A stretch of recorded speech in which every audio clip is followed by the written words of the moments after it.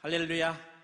하나님께서 오늘 이 예배 시간에 준비해 놓으신 영육간의 특별한 축복을 이 시간 여러분에게 폭포수처럼 부어주시기를 축원합니다. 우리는 지난주에 야곱이 모든 우상을 다 제거하고 베델로 올라가서 하나님께 제단을 쌓는 장면을 살펴보았습니다. 그리고 오늘 본문에는 그 베델 이후에 야곱의 여러 가지 행적이 기록되어 있습니다. 자, 그럼 야곱에게는 그 이후에 어떤 일들이 일어났을까요? 우리 같이 본문 16절 하반절에서 18절 함께 같이 읽습니다. 라헬이 해산하게 되어 심히 고생하여 그가 난산할 즈음에 산파가 그에게 이르되 두려워하지 말라, 지금 내가 또 동남하느니라 하며 그가 죽게 되어 그의 혼이 떠나려 할 때에 아들의 이름을 베논이라 불렀으나 그의 아버지는 그를 베냐민이라 불렀더라. 아멘. 자, 이 말씀을 보니까요, 야곱이 사랑했던 부인인 라헬이 아기를 낳는데 난산이어서 죽게 되었습니다. 그러자 라헬은 죽으면서 자기가 갓 낳은 아들의 이름을 뭐라고 불렀다고요? 베논이, 즉 슬픔의 아들이라고 하는 뜻의 베논이라고 이름을 붙여 주었습니다. 그럼 라헬은 아들 이름을 왜 슬픔의 아들이라고 불렀을까요? 아직 핏덩이인 이 아들을 홀로 남겨놓고 엄마인 내가 세상을 떠나야 하니 엄마로서 얼마나 슬프고 얼마나 눈물 나는 일입니까? 그래서 죽어가는 라헬은 그토록 슬퍼하면서 갓 낳은 아들의 이름을 베논이라 불렀습니다. 그런데 야곱은 라헬이 붙인 베논이라고 하는 이름을 바꾸어 버렸습니다. 뭐라고요? 베냐민으로 바꾸어서 이름을 부릅니다. 그럼 여러분, 베냐민이 무슨 뜻일까요?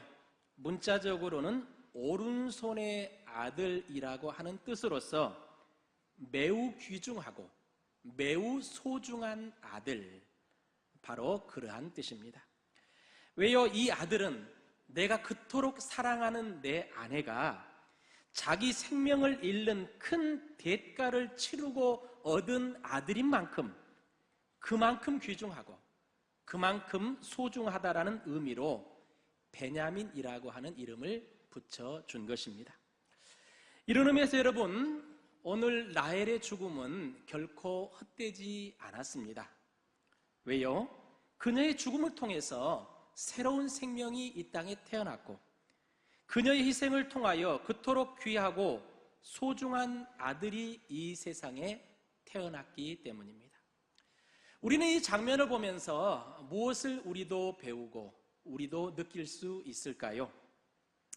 요즘에 남북 화해 무드로 인하여서 군대에 가야 하는 젊은이들이 병무청 홈페이지에 이런 질문을 자주 올린다고 합니다. 곧 입대해야 하는데 남북관계가 좋아지면 군대 안 가도 되거나 복무 기간이 줄어드나요? 그렇다면 최대한 늦춰보려고요. 그러자 이 질문에 대해서 누군가 이런 답변을 올렸더랍니다. 최대한 빨리 군대에 가세요.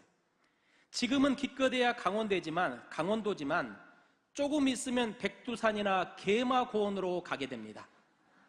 그러니까 얼른 빨리 군대에 가세요.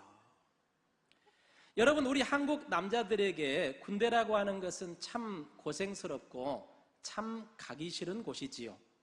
그럼에도 불구하고 우리 한국의 남성들이 다 군대에 입대하는 이유가 무엇입니까? 그 정답은 바로 진짜 사나이라고 하는 군가에 나오는 한 부분처럼 내가 군대 가서 땀 흘리고 고생하면 그런 나로 인하여서 내 부모 형제가 나를 믿고 단잠을 이룰 수 있기 때문입니다.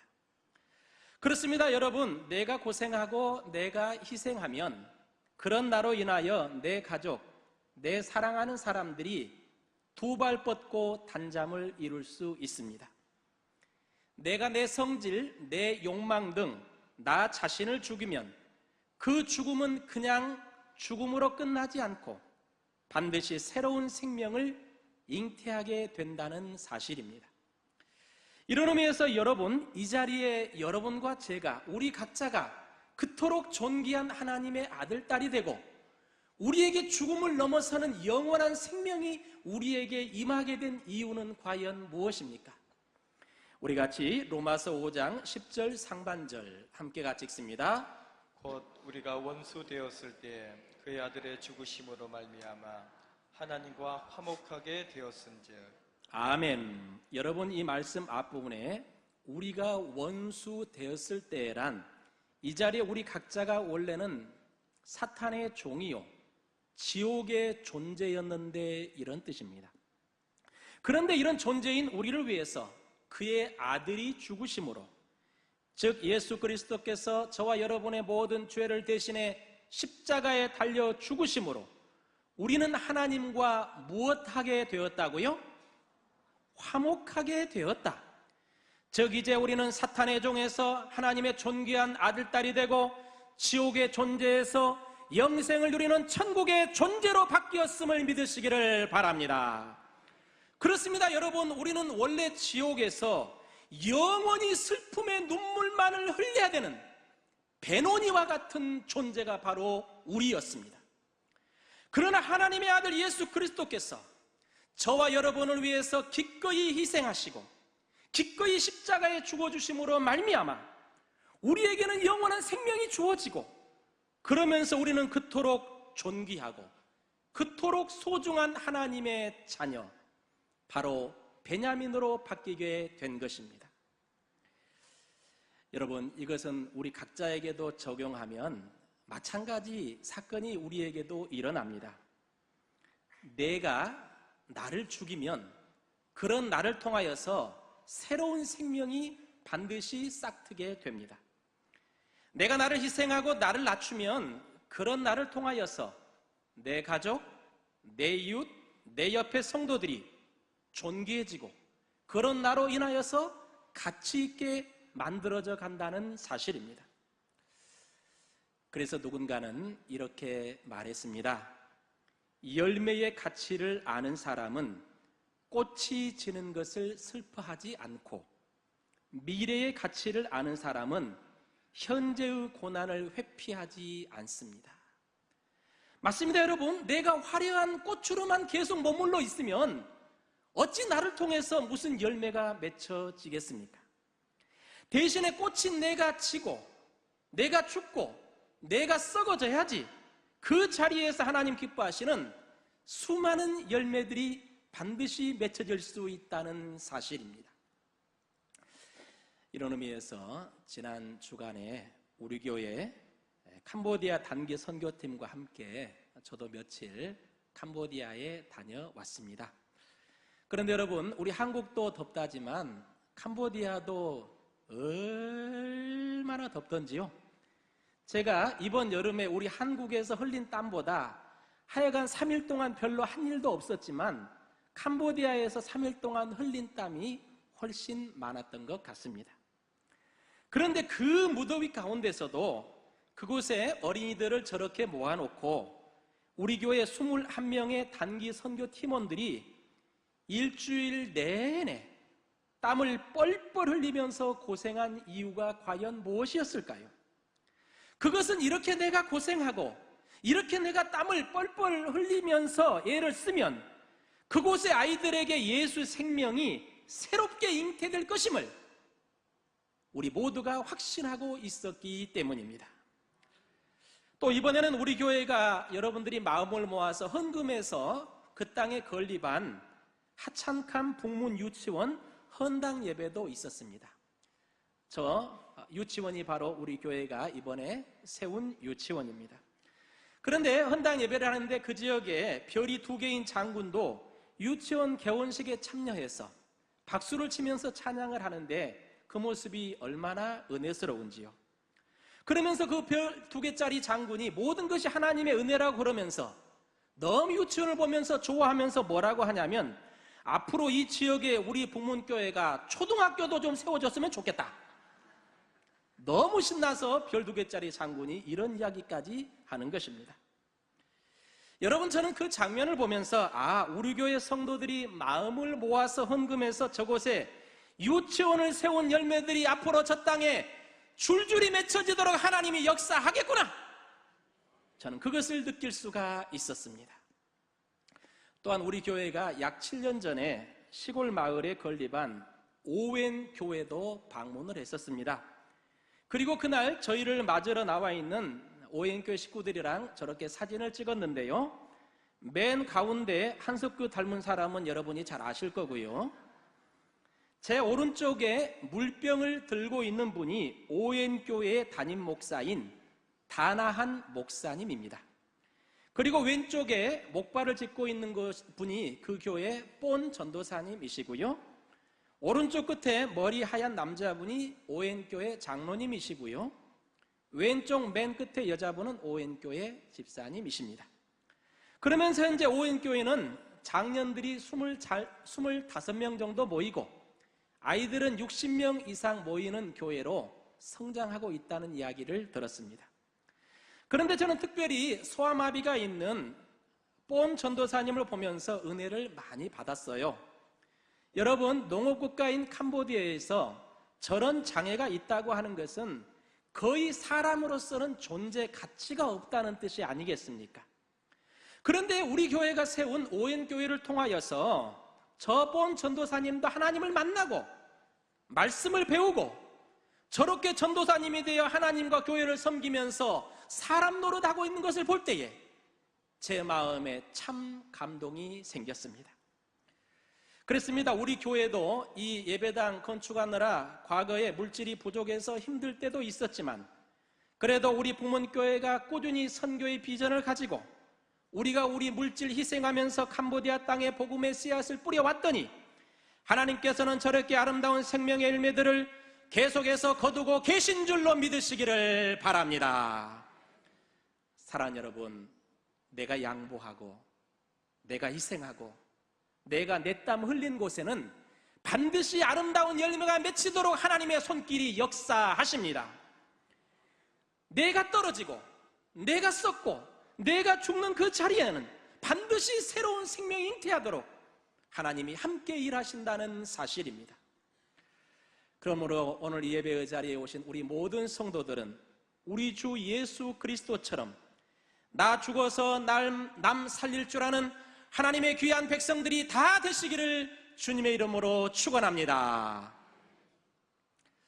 자, 이렇게 라헬이 난산으로 죽으면서 베냐민을 낳은 이후에 야곱과 가정에는 또 어떤 사건이 있었을까요?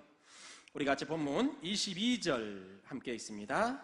이스라엘이 그 땅에 거주할 때 루벤이 가서 그 아버지 첫 비라와 동침하며 이스라엘의 일을 들었더라. 야곱의 아들들은 12이라. 아멘. 여러분, 여기 나오는 르벤은 야곱의 큰아들, 야곱의 장자입니다. 그런데 이 르벤이 아버지의 첫 비라와 동침하는 큰 음행의 죄를 범하고 말았습니다. 그럼 이렇게 음행의 죄를 저지른 르벤에게는 그 후에 어떤 결과가 찾아왔을까요? 어느 집의 남편이 자꾸자꾸 바람을 피웁니다. 이에 그 집의 아내가 애원도 해보고 달래도 보고 위협도 해봤으나 좀처럼 남편의 바람기가 잡히지 않는 것이었어요. 이에 그 아내는 마지막 방법으로 사람이라고는 아무도 없는 저 북극의 오지로 남편을 보내서 격리해 놓으면 남편의 바람기가 잡힐 것이다 생각을 하고 남편을 어느 날 북극으로 쫓아보냈습니다. 그리고 그렇게 남편을 북극으로 쫓아보낸 지 한 달 후 그 아내는 남편이 어떻게 지내고 있을지 궁금해서 북극에 찾아가 봤더랍니다. 그런데 여러분, 이게 웬일입니까? 그 남편은 북극곰 한 마리를 동굴에다 잡아다 놓고 그 곰에게 마늘과 쑥을 열심히 먹이고 있더라네요. 잘 모르시겠는 분들은 집에 가서 단군설화를 읽어보시기 바랍니다. 여러분, 우리 사회는 남자들이 음행을 범하는 것을 흔히들 바람기라고 합니다. 그런데 바람은 지나간다고 하면서 그런 음행을 은근슬쩍 용인해주는 분위기가 우리 사회에 분명히 있습니다. 그러나 여러분, 음행, 즉 성적인 범죄는 심각한 후유증을 남기게 된다는 사실입니다. 본문에서 자기 첩과 음행을 저지른 큰아들 르우벤에 대해서 야곱은 그 당시에는 입도 뻥끗하지 않았습니다. 아무에게도 말하지 않았습니다. 왜요? 이 부끄러운 이야기를 도대체 누구에게 한다는 말입니까? 여러분 가운데서도 혹시 내 남편, 내 아내가 바람을 피우고 있다면 그 부끄러운 이야기를 내가 누구에게 하겠습니까? 아버지인 야곱도 그러했습니다. 그러나 나중에 야곱은 이 사실을 기억에 두었다가 장자의 권리를 르우벤에게서 빼앗아 요셉에게 장자권을 넘겨 주었습니다. 그랬습니다. 르우벤은 음행의 대가로 그 축복된 장자의 명분을 다 잃어버리고 그 후손은 별것 아닌 지파로 축소되고 말았던 것입니다. 여러분, 우리는 여기서 무엇을 알 수 있을까요? 불륜이나 음행을 지나가는 바람기로 가볍게 여겨서는 절대로 안 된다는 사실입니다. 왜요? 음행은 먼저 나 자신에게 치명적인 대가를 안겨주기 때문입니다. 어떻게 해요? 여러분, 음행의 죄를 범하면 우리는 하나님께서 나에게 준비해 놓으신 수많은 축복들을 잃어버리게 됩니다. 그래서 르우벤이 음행의 죄로 인하여 장자의 축복을 다 잃어버렸듯이 우리도 음행의 죄에 빠지면 엄청난 영육간의 축복을 나 자신도 모르게 상실하게 되는 일이 나에게 일어납니다. 또한 여러분, 우리가 음행의 죄를 범하면 어떤 일이 나에게 일어날까요? 그것은 내 가정과 내 아들, 딸에게 엄청난 불행이 닥쳐온다는 사실입니다. 이러면서 여러분, 그 위대한 다윗도 밧세바라고 하는 유부녀와 더불어서 불륜을 저지른 적이 있었습니다. 그런데 여러분, 그 불륜, 그 음행의 결과는 과연 무엇이었을까요? 우리 같이 사무엘하 12장 10절 말씀 함께 읽습니다. 이제 내가 나를 업신여기고 햇사람 우리아의 아내를 빼앗아 내 아내로 삼았은즉 칼이 내 집에서 영원토록 떠나지 아니하리라 하셨고. 아멘. 여러분, 다윗은 자기 신하 우리아의 아내를 빼앗아 아내로 삼는 큰 음행을 저질렀습니다. 그런데 그런 다윗에게 하나님께서는 칼이 내 어디에서 영원토록 떠나지 아니할 것이라고요? 내 집에서, 네 가정에서 칼이 영원토록 너를 떠나지 아니할 것이다. 즉, 너는 그 음행의 대가를 네 가정을 통해서 치르게 될 것이다. 하나님 그렇게 말씀하셨습니다. 그리고 여러분, 실제로 그 이후에 다윗의 가정은 어떤 일들이 생겼습니까? 먼저는 둘의 불륜으로 태어난 아들이 태어난 지 며칠 만에 죽습니다. 다음으로 다윗의 큰아들 암논이 이복 누이 동생인 다말에게 강제로 몹쓸 짓을 합니다. 이에 원한을 품은 다말의 친오빠인 압살롬이 자기 형인 그 암논을 잔혹하게 죽여 없앱니다. 더 나아가 이 압살롬은 나중에 아버지 다윗 왕을 예루살렘에서 몰아내고 아버지의 호공들을 빼앗아 모든 사람들이 다 보는데 잠자리를 같이 하는 엄청난 폐륜을 그 아들이 또 저지릅니다. 그러다가 그 아들 압살롬도 결국 비참하게 죽습니다. 무슨 이야기입니까? 한마디로 다윗이 찰나적 쾌락을 위해서 잠시 선택한 불륜의 대가는 다윗의 가정이 쑥대밭이 되는 것이었습니다.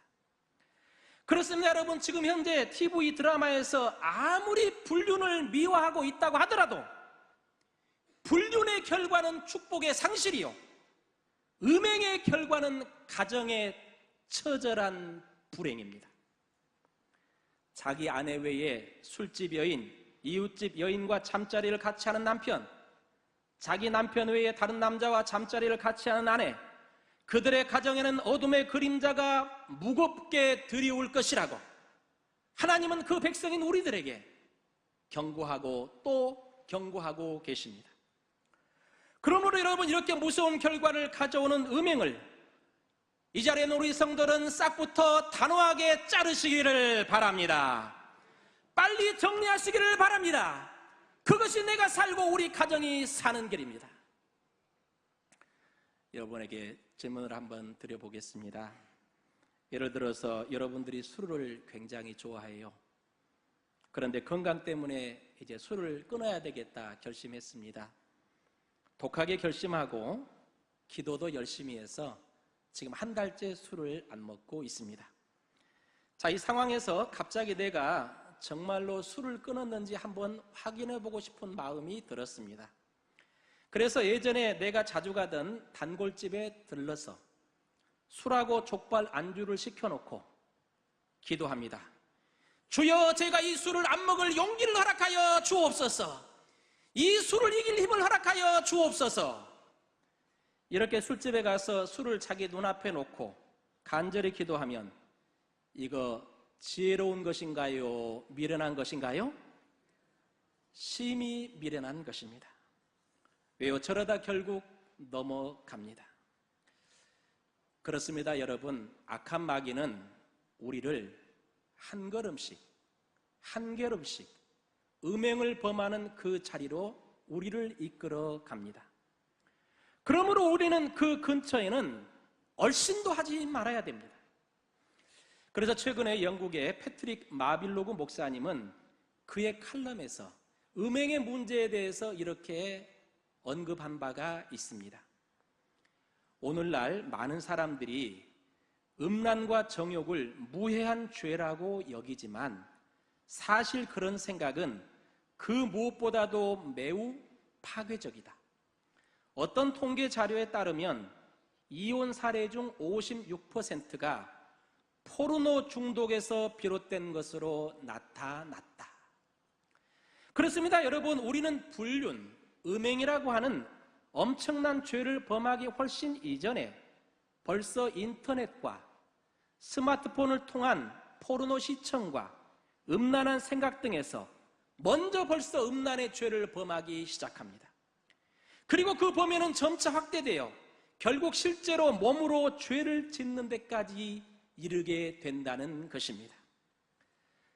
사랑하는 여러분, 음행의 돛가는 결국 나에게는 축복의 상실을, 내 가정, 내 아이들에게는 비참하고 쓰라린 눈물을 가져오게 될 것입니다.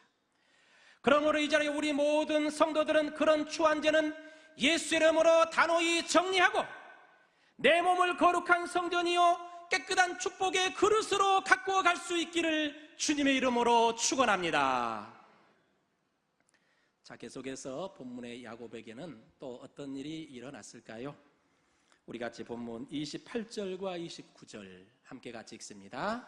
이삭의 나이가 180세라 이삭이 나이가 많고 늙어 기운이 닿음에 죽어 자기 열조에게로 돌아가니 그의 아들 에서와 야곱이 그를 장사하였더라. 아멘. 자, 이 말씀을 보니까요, 야곱의 아버지 이삭이 180세의 나이에 죽습니다. 이 야곱은 그 형 에서와 함께 아버지 이삭의 장례를 잘 치루었다라고 하는 그런 내용입니다. 그런데 여러분, 우리가 지난주 그리고 이번 주 살펴본 35장에는 죽음이 참 여러 차례 나오지요. 즉 지난주에 살펴본 대로 리브가의 유모 드보라의 죽음이 먼저 나옵니다. 또 아까 살펴본 대로 라헬의 죽음도 기록되어 있습니다. 그리고 방금 살펴본 대로 이삭의 죽음도 본문에 등장하고 있습니다. 그리고 중요한 것은 이 세 사람처럼 이 자리에 있는 저와 여러분도 넉넉 잡아 100년 안에 다 우리도 죽을 수밖에 없다는 사실입니다. 그렇다면 여러분, 4000년 전에 죽은 이삭이나 앞으로 죽을 우리나 죽음 그 이후에 우리는 과연 어디로 가게 될까요? 어떤 목사님이 설교 시간에 천국은 매우 좋고 천국은 너무 아름다운 곳이라고 설교를 했습니다. 이게 예배가 끝나자 한 꼬마가 목사님께 쪼르르 달려오더니 묻습니다. 목사님, 목사님은 한 번도 천국에 안 가봤으면서 천국이 그렇게 좋은 것이라는 것을 어떻게 하세요? 그러자 그 목사님이 이렇게 대답해 주었습니다. 그건 아주 쉽단다. 왜냐하면 천국이 싫다고 해서 되돌아온 사람은 아직까지 단 한 사람도 없거든 그러더랍니다. 이런 의미에서 여러분, 이 자리에 우리 각자는 나의 모든 죄값을 대신해서 돌아가신 예수 그리스도의 십자가의 의의를 힘입어서 이 자리에 있는 우리들은 이 자리에서 당장 죽는다고 하더라도 바로 천국에 갈 줄로 믿으시기를 바랍니다. 그런데 여러분, 우리가 사용하는 단어 천국, 이 천국이라고 하는 단어에는 세 가지 의미가 담겨 있습니다. 먼저 예수님을 믿는 우리 각자에게는 이미 천국, 이미 하나님의 나라가 우리에게 임하여 있다는 사실입니다. 그러므로 우리 성도들은 현재 완전하지는 않지만 이미 부분적으로 천국을 누리면서 지금 인생을 살고 있습니다. 다음으로 우리가 본문의 이삭처럼 죽음 그 이후에 가는 곳인 천국이 있습니다. 그래서 예수님 믿는 우리가 죽으면 우리의 육신은 땅으로, 흙으로 돌아가지만 우리의 영혼은 하나님 계시는 곳, 그곳 천국에 올라갑니다. 그런데 그 천국은 더 정확한 단어로는 낙원, 영어로는 파라다이스라고 그렇게 표현할 수 있습니다. 그럼 우리가 죽은 다음에 우리의 영혼이 가는 천국인 낙원은 과연 어떤 곳일까요? 그곳은 아직 우리가 영원히 살 곳이 아닙니다. 대신에 그곳은 주님 재림하시면 우리가 장차 새로운 몸으로 부활하여 영원한 새하늘과 새 땅에 들어가기 이전에 임시로 머물게 되는 휴가 장소와 같습니다. 그래서 우리의 영혼은 부활하기 전까지 그곳 낙원에서 쉼을 가질 것입니다. 그곳 낙원은 내가 세상에서 주님을 위해 땀 흘렸던 모든 수고에 대한 상급을 설레이면서 기다리는 곳, 그곳이 바로 낙원입니다. 이런 의미에서 본문 35장에서 우리보다 먼저 죽음을 맞이한 드보라, 라헬, 이삭은 지금 그 낙원에서 그 영혼이 4,000년째 휴가를 즐기고 있는 중입니다. 이 땅에서 하나님과 하나님 나라를 위해서 100년, 180년 고생하고 열심히 땀 흘린 그들은 죽음과 더불어 지금 낙원에서 휴가를 만끽하고 있으며 새로운 몸의 부활과 새하늘과 새 땅을 설레이며 기다리고 있는 중입니다. 그러나 반대로 예수님 영접하기를 거절했던 사람들의 영혼은 죽은 이후에 어떻게 될까요? 그들 역시 죽음과 함께 육신은 흙으로 돌아가지만 그 영혼은 소위 음부, 쉽게 이야기하면 지옥이죠. 음부라고 하는 곳에 들어갑니다. 그럼 여러분, 음부는 과연 어떤 곳일까요? 그것은 한마디로 유치장과 같은 곳이라 할 수 있습니다. 즉 예수님을 거절했던 저들은 나중에 주님 재림하시면 저들도 역시 몸을 가진 존재로 부활하여 주님의 심판대 앞에서 판결을 받고 영원한 지옥의 형벌에 처해질 것입니다. 그런데 바로 그때까지 저들이 임시로 머무는 유치장과 같은 장소, 주님을 거절한 영혼들이 죽음 이후에 가는 음부라고 하는 것입니다. 그렇습니다. 이렇게 주님을 거절한 영혼들은 음부에 들어가서 영원한 형벌 판결을 대기하고 주님을 구원자로 영접한 우리들의 영혼은 죽음 이후에 낙원에 들어가서 우리는 설레는 마음으로 부활을 대기할 것입니다. 그리고 어떻게 될까요? 여기서 끝이 아닙니다. 우리 성도들은 주님께서 이 땅 위에 재림하시면 늙지도 병들지도 죽지 않는 이 새로운 몸을 가지고 부활해서 새하늘과 새 땅에서 영원히 사는 영원한 천국이 바로 저와 여러분을 위해서 준비되어 있음을 믿으시기를 바랍니다. 그렇습니다. 여러분, 우리가 죽으면 우리에게는 꿀먹과 같은 낙원의 휴가가 기다리고 있으며 그 이후에는 영원한 새하늘과 새 땅이 우리에게 준비되어 있습니다. 그래서 죽음 그 이후에는 낙원의 휴가가 우리 성도들의 성도들을 기다리고 있음을 잘 알고 있던 사도 바울은 어떤 고백을 했을까요? 우리 같이 빌립보서 1장 23절과 24절 함께 읽습니다. 내가 그 둘 사이에 끼었으니 차라리 세상을 떠나서 그리스도와 함께 있는 것이 훨씬 더 좋은 일이라. 그렇게 하고 싶으나 내가 육신으로 있는 것이 너희를 위하여 더 유익하리라. 아멘. 자, 여러분, 이 말씀 앞부분을 보시면요, 바울은 이 세상을 차라리 어떻게 하고 싶다고요? 떠나서, 즉 죽어서 그리스도와 함께 있고 싶다라고 그렇게 말합니다. 왜요? 바울은 지금 자신에게 주어진 사명의 짐이 너무 무거워서 오늘이라도 자신에게 죽음이 주어지면 그 죽음 이후에 낙원에 들어가서 세상 그 무거운 짐 다 내려놓고 주님 주시는 달콤한 휴가를 즐기고 싶다. 바로 이런 마음을 표현한 것입니다. 그런데 또한 바울은 뒷부분 말씀처럼 내가 육신으로 있는 것, 즉 아직은 내가 이 세상에서 더 살아야 될 이유가 있다고 합니다.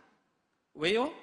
내가 살아서 수고하고 땀 흘리고 기도하는 것이 너희, 즉 빌립보 교인들 여러분들을 위해서 유익하기에 나는 내 짐이 무겁지만 더 힘내서 살겠다. 바울이 이렇게 고백하고 있는 모습입니다. 이런 의미에서 오늘 예배의 자리에 오신 여러분들 가운데서도 지금 세상살이가 너무 힘들어서, 너무 고통스러운 일을 만나서, 너무 내 무거운 짐을 내가 지고 있어서 나도 바울처럼 얼른 죽어서 저 낙원에 휴가를 가고 싶은 분들 분명히 계실 겁니다. 그런데 여러분, 아직 그런 생각을 여러분들 가져서는 안 됩니다. 왜요? 원래 휴가란 휴가 가기 전에 내가 얼마나 많은 땀을 흘렸느냐에 따라서 그 휴가의 달콤함이 결정되기 때문입니다. 생각해 보십시오. 날마다 놀고 먹다가 휴가 가면 그 휴가가 어찌 달콤하겠습니까? 그리고 이 짧은 우리 인생 70년, 80년 우리가 살다가 우리의 낙원에서의 휴가는 주님 재림하실 그때까지 앞으로 500년이 될 수도 있고 우리의 휴가는 1000년이 될 수도 있고 어쩌면 5000년이 될 수도 있다는 사실입니다. 바울은 바로 이 사실을 알았습니다. 그래서 지금 당장이라도 죽어서 낙원으로 휴가를 떠나고 싶었지만 바울은 하나님 부르실 그날까지 끝까지 살아서 끝까지 주님을 위해서 땀 흘리고 끝까지 교회를 위해서 모든 수고를 내가 마지막까지 다하겠습니다. 그렇게 고백했던 것입니다. 주님의 거룩한 백성 여러분, 우리 모두에게는 언젠가 죽음이 다 찾아올 것입니다. 그러나 우리는 죽음이 결코 두렵지 않습니다. 오히려 우리는 죽음을 설레는 마음으로 기다리는 기대감이 있습니다. 왜 그렇습니까? 예수 그리스도의 십자가가 우리를 죽음 너머의 휴가 공간인 낙원으로 인도해 주실 줄로 여러분 믿으시기를 바랍니다. 그럼 우리 자리에 우리 모든 성도들은 그 낙원에서의 휴가가 참으로 꿀맛과 같은 휴가가 되도록 하기 위해서 우리 각자에게 지금 주어진 시간들을 주님과 교회와 나에게 맡겨진 사명을 위해서 더 땀 흘리면서 끝까지 최선을 다하는 이 자리에 우리 모두가 되시기를 주님의 이름으로 축복합니다.